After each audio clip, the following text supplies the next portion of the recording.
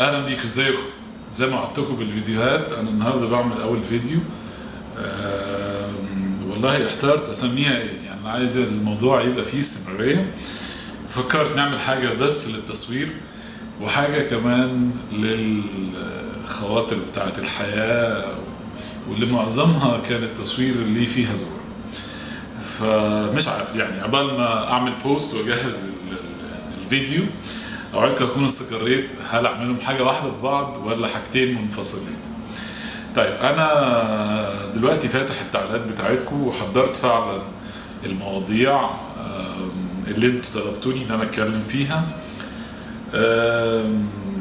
اول حاجه شايفها او اول حد عمل كومنت وطلب موضوع احمد منصور.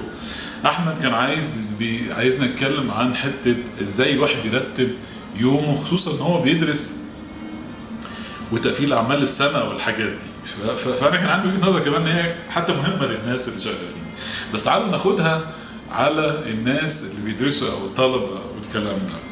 بص يا احمد، انا هقول لك حاجه، يعني مش عارف اقول لك بقى الدراسه والعلم والكلام الجميل ده، بس هوايفر ان ده طبعا صح. يعني الدراسه معظمنا كانت من اغلس الايام في حياتنا، وعايز اقول لك كمان يعني هي ضغط نفسي لا تتخيله. انا متفق او انت تتخيله، انا متفق فيه معاك.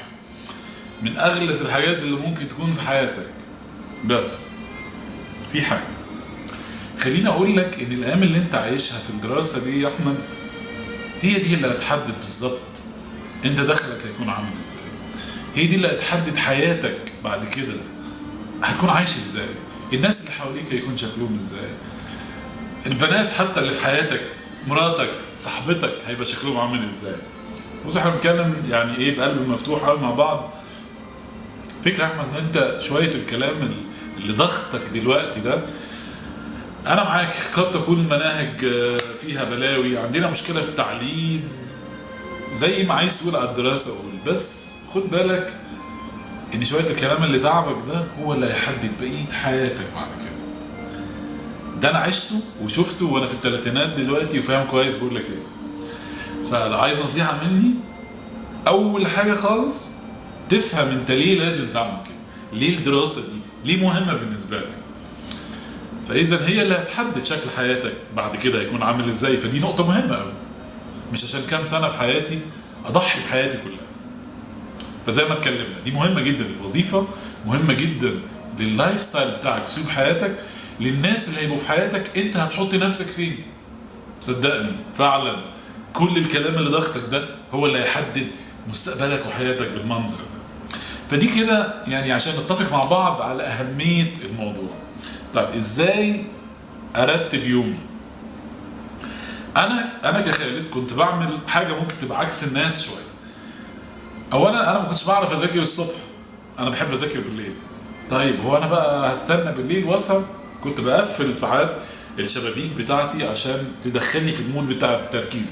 وخد بالك اللي بيحصل معايا مش شرط يحصل معاك، بس انا بديلك فكره. طيب انا كنت بحفز نفسي بالحاجات اللي انا نفسي اعملها. يعني ايه الكلام ده؟ يعني مش هقول انا لازم اخلص ده عشان الامتحان وعشان تمام ده احنا فاهمين.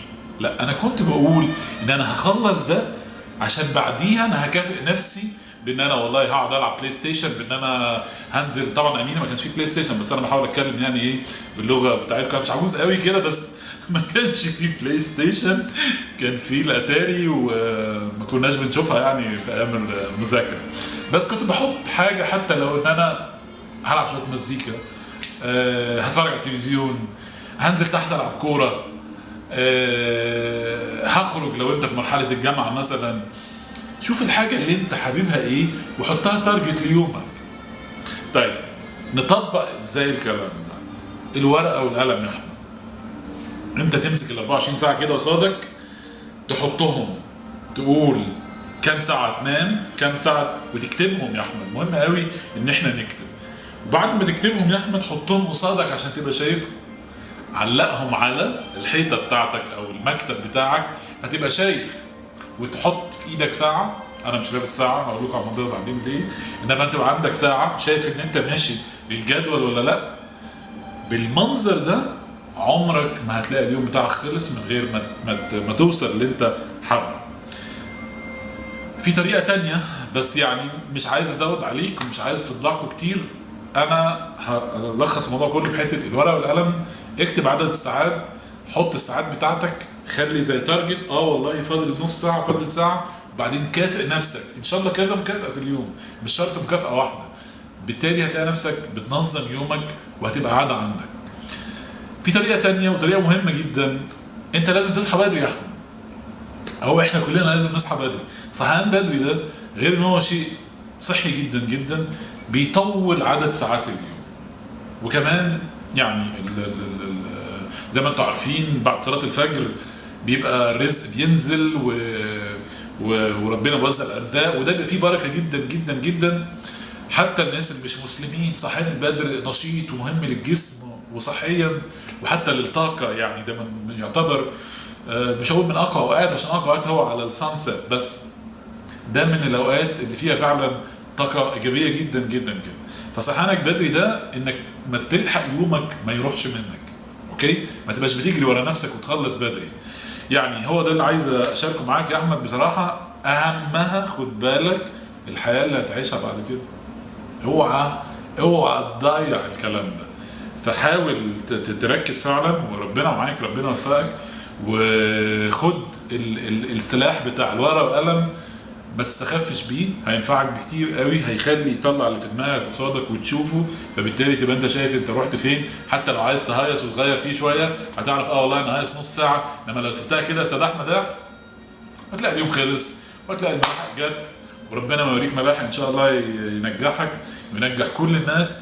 موضوع تنظيم الوقت للناس اللي شغالين، انا كنت خلاص قفلت الفيديو بس انتوا يعني عشان لقيت برضه التعليقات بتاعتكم بشكل عام للناس اللي شغالين. بصوا والله هو برضو يعني هيبقى في شبه شوية من الناس اللي هم بيدرسوا، بس هي الفكرة في حاجة اللي بيخليك تنظم وقتك هو انت شايف انت عايز ايه، انت شايف انت نفسك في ايه يحصل. فده اول دافع بيخليك تنظم الوقت بتاعك، نفسك في ايه وطموحك. انا عن نفسي كخالد انا بنام 3 ساعات في اليوم، بنام الساعة 3 او ساعات الساعة 4 الصبح، وبصحى الساعة 6:30 الساعة 7 النهار موخم. فوقتي بيبتدي من 6:30 7 الصبح. وساعات طبعا بحب ان انا اصحى ساعة صلاة الفجر، يعني اصلي الفجر وابتدي ان انا ابتدي يومي على قد ما بقدر.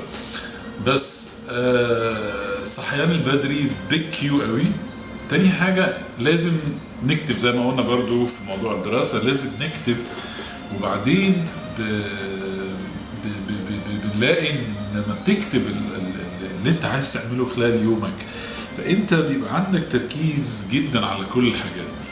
طيب لو كتبت وعملت، لو ما جيتش في نهاية اليوم تشوف محصلة اللي انت استفدت بيه او انت حققت ايه من الجدول بتاع يومك، هيبقى بالتالي الموضوع مش هيبقى ليه جدوى يعني. فلازم بعد قبل ما تنام كده تشوف انت تعمل كليك على الحاجات اللي انت عملتها، يا ترى مشيت كويس ولا لا.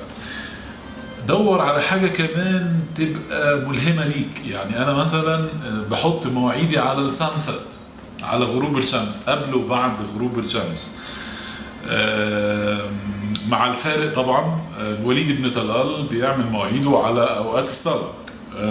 طبعا في ناس، انا كنت فاكر نفسي بنام قليل يعني، لغايه ما جت فرصه اتقابلت مع الفنان الجميل محمود حميده، فبعدين فبقول له يعني من ضمن الكلام ان انا بنام 3 ساعات، فرد عليا قبل ما اكمل الكلمه قال لي 3 ساعات، اللي هو يعني مستكتر كمان يعني هو بصراحه بينام 2 ساعتين. والفكره من كده ان عايز اقول لكم ان قد ايه الناس الناجحه دي فعلا بتستخسر تنام من كتر اللي عايزين يعملوه، من كتر الافكار اللي عندهم، من كتر النهم ان هو يتعلم حاجه جديده وان هو يطبق حاجه. ده مش هيحصل غير بان انت تكتبه على ورقه وقلم. فايده ايه الورقه والقلم غير ان احنا بنشوفه؟ هنا في زي ما قلت لكم يمكن قبل كده في فيديو، هنا في المركز او العين الثالثه للطاقة بتاعت الإنسان، والمراكز التركيز في المخ. فلما بتكتب انت بتشوف بالظبط يومك، بتبتدي يخش للعقل الباطن بتاعك، يبتدي جسمك والانرجي بتاعتك الهيومن انرجي او طاقتك انت جسمك تمشي في الاتجاه ده وتخلي الحاجات تنجذب اليك. وهنا بيجي فعلا القانون بتاع الاتراكشن لو او قانون جذب الاشياء عن طريق الطاقه. يعني موضوع كبير هنتكلم عنه بتفصيل في حلقه تاني، بس يعني ده اللي انا بحاول اوصله لكم من ناحيه، من خلال خبرتي، من خلال يومي. لو عندك جيم، لو عندك شغل، لو عندك حد هتقابله، وتعلم تقول لا شويه، تعلم تقول لا شويه عشان تحافظ على مواعيدك. كتير منا بيتكسف ان هو يقول لا للناس، وبالتالي بيجي على نظام يومه او مواعيد يومه. لا، انا بقول اتعلم قول لا، حافظ على يومك، خلي ممكن براحل لساعة كده للحاجات الاستثنائية انت عارف هتكون امتى ممكن تعملها لو انت تحب او لا. يعني مش عايز اطول برضو، ان الهدف اللي انا عايز فيديوهاتي تبقى قصيرة جدا على قد ما اقدر. اتمنى ده يكون افادة ليكم، واشوفكم تاني ان شاء الله في الفيديو اللي جاي موضوع تاني نتكلم عنه. ميرسي، باي باي.